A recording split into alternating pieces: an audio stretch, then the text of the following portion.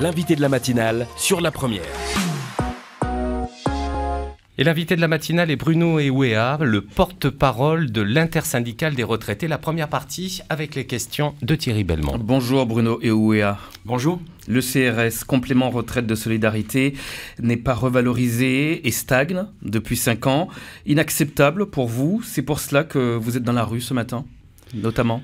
Notamment, oui, parce que depuis qu'on a entamé, je dirais, toute cette démarche avec cette intersyndicale depuis le mois d'août l'année dernière, il y a des choses aujourd'hui qui ont été travaillées avec le gouvernement et plus particulièrement le membre chargé du secteur. Et puis, il y a des choses qui ont été sorties, écrites, et aujourd'hui, je pense qu'il est temps de les concrétiser. Pour vous, il y a de la lenteur dans ce dossier-là ? Alors, il y a de la lenteur, ça c'est indéniable. Et de la lenteur, et petit à petit, je dirais, cette injustice sur cette histoire de complément de retraite, de solidarité, qui grandit, et je pense qu'il est temps de résoudre cette injustice-là. Alors, c'est quoi le problème? Vous demandez quoi? Une indexation de ce complément de retraite solidarité, une indexation sur le coût de la vie? Tout à fait. Non, d'abord, déjà, une indexation de ce complément retraite de solidarité. Pourquoi? Tout simplement parce que il y a eu 2 dispositifs qui ont été mis en place. Le minimum vieillesse, qui, lui, au départ, en tout cas, quand il a été mis en place, c'était de 85 000 francs. Aujourd'hui, ce minimum vieillesse a été indexé jusqu'à aujourd'hui, et aujourd'hui, il représente 89 300 francs. Le complément retraite, lui, a été mis en place et normalement était plafonné à 90 000 francs. Aujourd'hui, depuis 5 ans, quelqu'un qui perçoit un complément de retraite n'a jamais été revalorisé depuis plus de 5 ans. C'est-à-dire qu'aujourd'hui, il touche toujours 90 000 francs, du moins le plafond de 90 000 francs. Et c'est là où le bas blesse, c'est que c'est des personnes qui ont cotisé. Peut-être, certes, pas autant que d'autres, mais qui ont cotisé, qui perçoivent ce complément retraite par rapport à des gens qui n'ont pas cotisé et qui touchent le minimum vieillesse. Et c'est là où le bas blesse, c'est qu'il y en a un bientôt, comme le minimum vieillesse, qui va dépasser le complément retraite de ceux qui ont cotisé. Donc c'est là où l'injustice, elle est. Et c'est important de résolver cette injustice parce que ça gronde au niveau du complément retraite, et je pense qu'il faut qu'on mette tout le monde sur le même pied d'égalité. Qu'est-ce que vous demandez à l'exécutif ce matin? Vous êtes devant le gouvernement, vous demandez que ce projet de loi soit enfin inscrit aux discussions? Tout à fait. On demande à ce que ce projet de loi soit inscrit. Alors, il y a, je dirais, 2 mesures aujourd'hui, concrètement et rapidement, qui peuvent être mises en place. C'est cette revalorisation du complément retraite et cette fameuse carte senior qui pourrait être délivrée, je dirais, sous certaines conditions. Alors, cette carte senior, pourquoi faire? C'est une carte senior qui devrait garantir quoi? De toute façon, cette carte senior, c'est tout simplement redonner du pouvoir d'achat aux retraités dans un premier temps et redonner du pouvoir d'achat aux seniors. Parce qu'il ne faut tout simplement pas oublier qu'on peut être très bien senior et être encore en activité. Ça ne dépend que d'un âge certain. Donc c'est là la complexité de cette carte senior. Alors concrètement, vous souhaitez une carte senior qui offre aux personnes âgées, aux personnes d'un certain âge, la possibilité d'avoir des réductions, par exemple dans les commerces, c'est ça? Tout à fait, d'avoir des réductions, je dirais commerciales, c'est déjà important. Et puis en termes de loisirs, en termes peut-être sportifs, en termes, je dirais, culturels. Je veux dire, il y a beaucoup de choses à faire. Je vais vous dire, il y a une délibération là aussi qui a été écrite, qui a été proposée, où on a travaillé dessus. Je l'ai même avec moi aujourd'hui, parce qu'on veut vraiment concrétiser cette chose-là aujourd'hui. Moi, je pense qu'il est important qu'on mette cette carte. Elle existe ailleurs. Pourquoi on ne la mettrait pas, je dirais, chez nous? Et je pense qu'il est important, et ça fait partie de cette politique des retraités en Nouvelle-Calédonie, cette carte senior. Oui, sur les transports en commun, par exemple, on peut l'imaginer aussi. Il existe déjà des choses aujourd'hui sur le transport, sauf qu'on n'a pas été assez loin. Donc il faut vraiment mettre en place cette carte senior pour qu'on aille vraiment jusqu'au bout du raisonnement. Alors, comment vous expliquez cette lenteur? Vous dites qu'il y a 2 délibérations qui sont là, qui sont prêtes, mais qui n'arrivent pas à être discutées. Alors écoutez, nous, l'importance pour nous aujourd'hui, voilà, on est là aujourd'hui devant le gouvernement, et ce qui est important, c'est qu'aujourd'hui, on concrétise ces 2 mesures et qu'on les mette à l'ordre du jour. Alors, on nous a dit des choses, on nous a promis des choses. Pour l'instant, on n'a rien écrit. Nous, ce qu'on demande aujourd'hui, c'est un écrit de la part du gouvernement qui nous dit, voilà, on va mettre à l'ordre du jour ces deux projets, en tout cas ce projet et cette délibération, et on va concrétiser. On sait que ça ne va pas se faire du jour au lendemain, il faut que ça passe encore au Congrès. Mais si ça ne part pas du gouvernement, comment vous voulez que ça arrive au Congrès? Il y a eu cette brouille entre le président du gouvernement et le membre du gouvernement en charge de ce dossier. Il se renvoie la balle sur le retard pris dans ce projet de délibération. C'est une situation que vous vivez comment? Écoutez, nous, on n'a pas d'état d'âme là-dessus.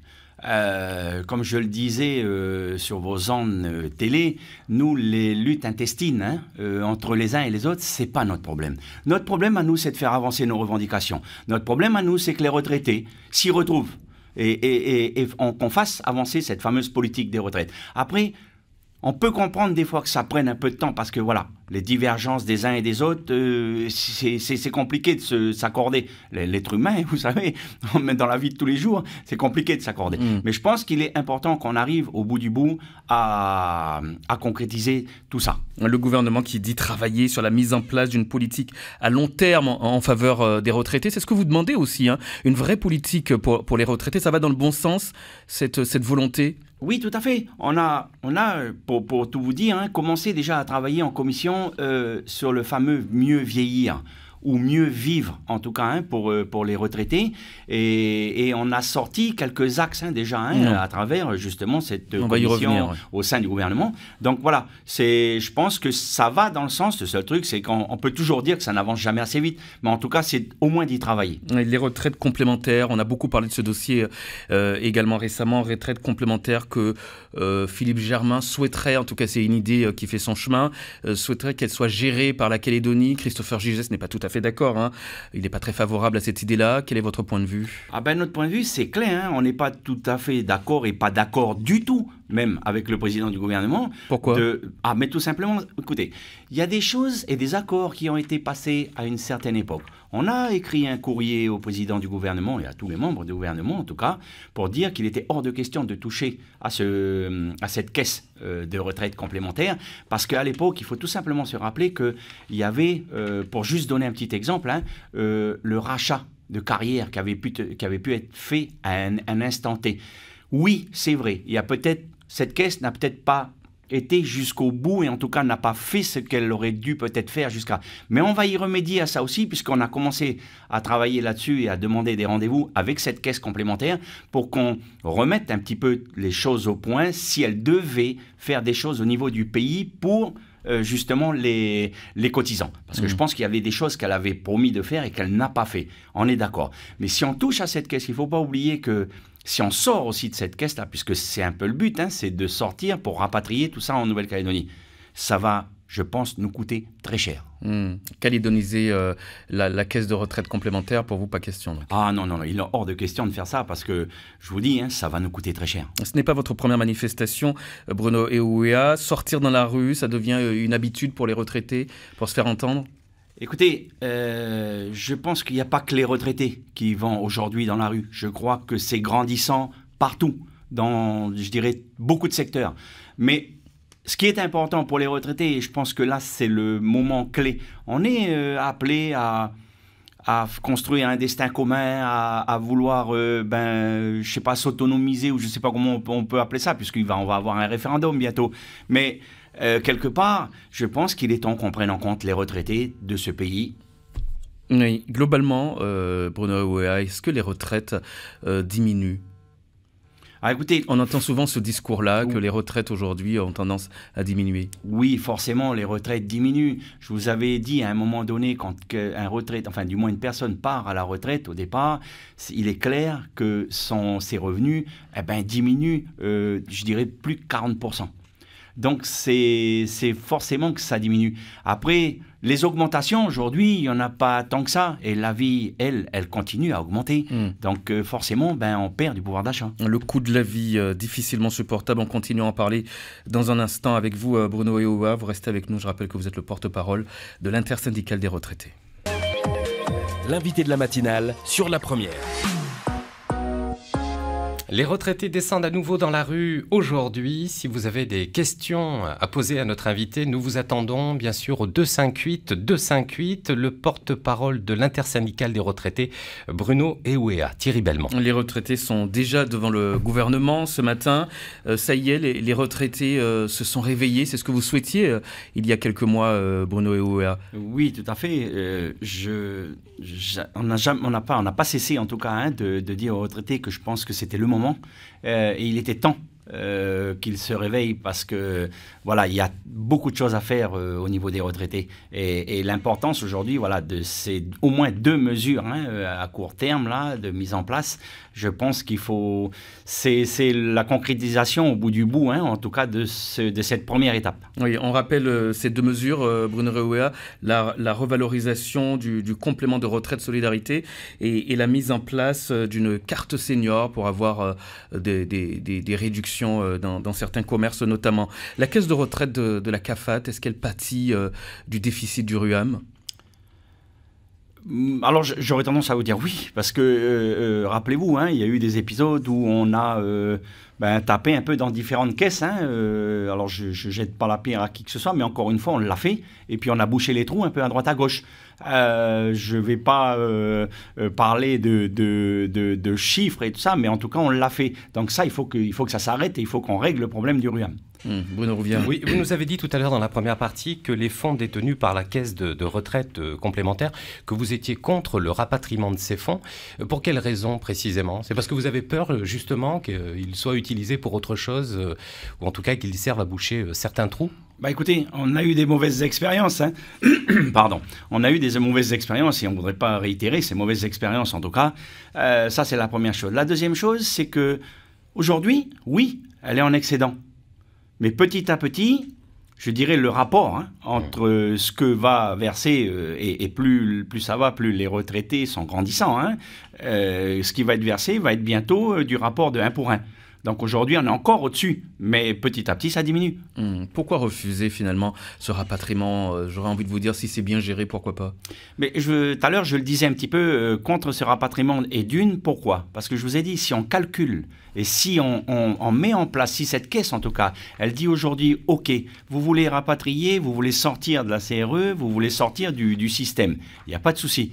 Mais à un moment donné, il va falloir qu'on paye la facture. Et là, la facture, elle va être énorme. On parlait du RUAM il y a un instant. Est-ce que les retraités sont prêts à faire des efforts ou vous estimez en avoir assez fait pour aider au déficit du RUAM ? Alors écoutez, je vais être clair avec tout le monde. On a toujours dit que le retraité, il n'était pas là pour ne pas payer. Il était là pour payer le juste prix, comme les actifs. Il est là pour payer le juste prix et ce qu'il doit payer. Mais ce n'est certainement pas aux retraités et aux actifs qu'il faut qu'on fasse payer la facture totale. C'est ça qu'on dit. Donc tout le monde doit mettre la main à la poche. Mais vous êtes prêt à participer ? Oui, tout à fait. Si en tout cas c'est du domaine déraisonnable et que c'est logique, le souci ne se posera pas. Il est 7h09. Si vous souhaitez poser une question à notre invité, faire un commentaire, intervenir dans cette discussion, le 258. Bruno Ewea, est-ce qu'on a une estimation du coût des 2 mesures que vous venez d'évoquer, donc revalorisation du complément retraite et cette carte senior ? Alors, pour la revalorisation du complément retraite, c'est un coût d'environ 55 millions à l'année. Donc, je dirais, j'aurais tendance à vous dire aujourd'hui, quand on commence à parler de tous les chiffres, c'est très peu comparé à tout ce qui peut se faire à droite, à gauche. Là, encore une fois, on ne va pas faire de polémique. Nous, on dit tout simplement 55 millions, il est possible de les trouver. On les a trouvés pour, normalement, l'année 2019. Et on demande, puisque là aussi, le président, en l'occurrence, avait demandé la pérennisation de cette mesure. Ce qui est normal, parce qu'on a souvent fait des erreurs à l'époque où on a mis en place des mesures et qu'on n'avait pas forcément trouvé le financement. Donc aujourd'hui, on va dans le sens de dire qu'il faut qu'on trouve le financement et pour le pérenniser. Donc ça, normalement, ça va être fait à partir de 2020. Donc il y a possibilité de le mettre en place aujourd'hui. 258 Oui. pour discuter avec Bruno Ewea. Je crois qu'on a quelqu'un au standard. Voilà, tout de suite. Le standard de la première. Bonjour. Bonjour, monsieur. Oui. Soyez Oui, le. bonjour. Bonjour, monsieur. Soyez Bonjour, monsieur le porte-parole. Soyez le bienvenu. On vous écoute, monsieur.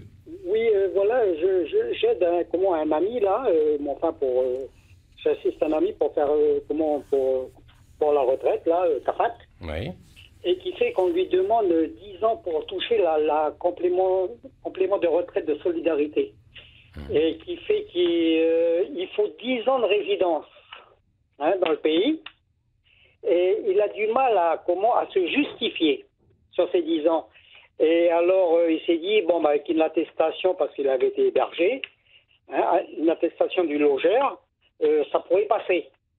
Et j'ai eu écho que ce n'est plus possible maintenant. Alors, je voudrais avoir confirmation du porte-parole de l'intersyndicale. Ouais. Très bien. Très bien, monsieur. Merci d'avoir appelé. Bruno Ewea vous répond. Question technique, oui. Il y avait cette fameuse mesure de 10 ans de présence. Moi, ça va être en tout cas compliqué de répondre concrètement à ce monsieur. Par contre, je l'invite, moi, à soit me contacter directement ou à contacter en tout cas l'intersyndicale, parce que pour qu'il explique, concrètement, je l'ai compris. C'est un cas particulier. Mais ça a l'air, c'est quand même assez particulier et il faut qu'on rentre dans les détails. C'est pour ça que, vous voyez, je rebondis juste sur cette chose-là, la carte senior. Vous voyez, quand on en a discuté, résident en Nouvelle-Calédonie. Il y en a qui nous ont dit, ouais, mais délai.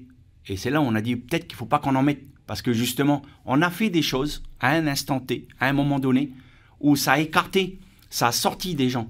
Après, c'était compliqué de dire, t'as le droit, t'as pas le droit, tu fais partie du dispositif, pas du tout. Voilà, vous voyez, c'est compliqué. Oui, il y aura des discussions à venir sur les conditions d'attribution de cette carte senior. Tout à fait. Donc, c'est là où est l'importance. Et c'est pour ça que je peux comprendre le monsieur, là, dans toute la difficulté qu'il a aujourd'hui à se débattre, à trouver une solution pour que cette personne, elle puisse avoir le complément de solidarité. Mais je l'invite, en tout cas, à se rapprocher de nous pour qu'on regarde vraiment en profondeur le souci qu'il a. Si on peut en tout cas faire quelque chose. Le coût de la vie, vous disiez, qui était difficilement supportable pour certains retraités. Bruno Ewea, est-ce qu'il y a des retraités aujourd'hui, c'est une question qui revient régulièrement, mais c'est important de le dire, est-ce qu'il y a des retraités aujourd'hui qui ont du mal à s'en sortir en Nouvelle-Calédonie ? Je vous l'assure, oui, il y a des retraités. Et pas que du privé. Il y a même aussi des retraités du public qui ont du mal à s'en sortir. Alors, un retraité en moyenne, ça gagne combien ? Alors, le seuil de pauvreté, c'est difficile, mais je pourrais vous donner une moyenne. Le seuil de pauvreté aujourd'hui, il est de 135 000 francs. Il y a beaucoup de retraités qui touchent moins de 135 000 francs, donc qui sont au seuil de pauvreté. Voilà, si je peux répondre. On va rejoindre Didier au téléphone dans un instant. Juste un chiffre pour nous éclairer. Combien de retraités en Nouvelle-Calédonie ? Alors, le chiffre, en tout cas le dernier chiffre qu'on avait, c'était 32 600. Mais il y en a... En tout, je dirais, parce qu'il y en a qui sont aussi extérieurs au territoire, il y en a à peu près 35 000. Ça fait du monde. Didier est avec nous. Bonjour Didier. Oui, bonjour à vous et bonjour à Bruno. On vous écoute. Une question sur la CRE, quelque chose qui nous tient à cœur. Il faut savoir que cette CRE, on en profite depuis 1995 et elle est, si vous voulez, la caisse de retraite d'IACAFEX va avoir une cessation de paiement en fin d'année. Elle va regrouper la CRE donc en 2019. Donc cette CRE nous a jamais rien apporté sur le territoire. Je pense que les retraités devraient se battre sur une augmentation des retraites, puisque depuis 4 ans, nous n'avons pas eu un seul centime sur nos retraites CRE. Et malheureusement, si vous n'êtes pas contre, vous êtes contre, de faire venir la CRE sur le territoire, il y a pas mal de retraités qui seraient pour. Pourquoi ? Parce qu'on envoie en métropole 28 milliards à l'année. C'est les chiffres de l'année dernière, ça. Et il y a un retour de 8 milliards. Il y a quand même 20 milliards qui restent dans les caisses de la CRE en métropole, mais c'est pour redistribuer aux autres adhérents en métropole CRE. Donc nous sommes, nous, la Nouvelle-Calédonie, un petit peu la vache à lait de la métropole. Donc c'est une chose quand même à cogiter. 4 ans, pas un centime d'augmentation. IACAFEX, c'est ça le paiement en fin d'année. qui va regrouper la CRE. J'ai vu comment ils s'appelleront, ou s'ils s'appelleront simplement maintenant CRE. Donc, vous voyez, la CRE ne va pas bien non plus. Donc, c'est pour ça que cette CRE devrait rester sur le territoire. Donc, voilà, maintenant, j'attends des réponses et des choses que les retraités devraient se battre là-dessus. Merci à vous et bonne journée. Merci Didier. Et c'est sur cet argument que se base, que se base notamment Philippe Germain pour justifier le rapatriement de cette caisse. Oui. Alors, justement, la question en tout cas est bonne parce que oui, dans les faits, ce que dit ce monsieur, Didier, pourrait s'avérer vrai. Alors la seule différence, c'est que de ce qu'on sait, et c'est ce qu'on est en train d'essayer d'approfondir en tout cas, la CRE normalement, c'est ce que je disais tout à l'heure, aurait dû et devrait faire des choses pour les cotisants calédoniens. À travers, je dirais, des aides. Il y a des choses qui doivent être faites, qui auraient dû être faites à travers cette CRE. Et c'est là-dessus qu'on est en train de se pencher, parce que le retour, justement, si encore une fois, ce n'était pas dans les augmentations, c'est dans les aides et dans ce que la CRE doit faire et rendre au territoire. Mais ces 20 milliards là dont parlait Didier, on va les revoir un jour ou pas? Mais bien sûr qu'on va les revoir. Je vous ai dit tout à l'heure, en nombre de cotisants, on est pour l'instant 3 pour 1, ok? Donc tout va bien, bénéfice, enfin je veux dire, il y a de l'argent, ça roule. Mais plus ça va, là on va passer à 2,3 pour 1.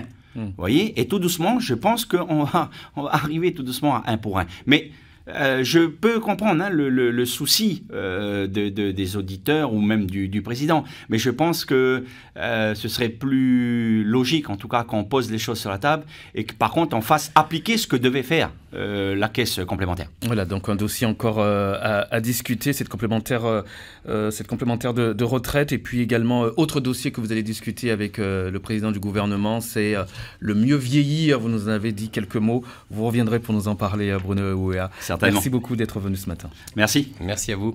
7h17, c'est l'heure de retrouver les coups de cœur, les coups de gueule, le best-of. C'était l'invité de la matinale sur la première. Le best-of des coups de cœur et des coups de gueule sur la première.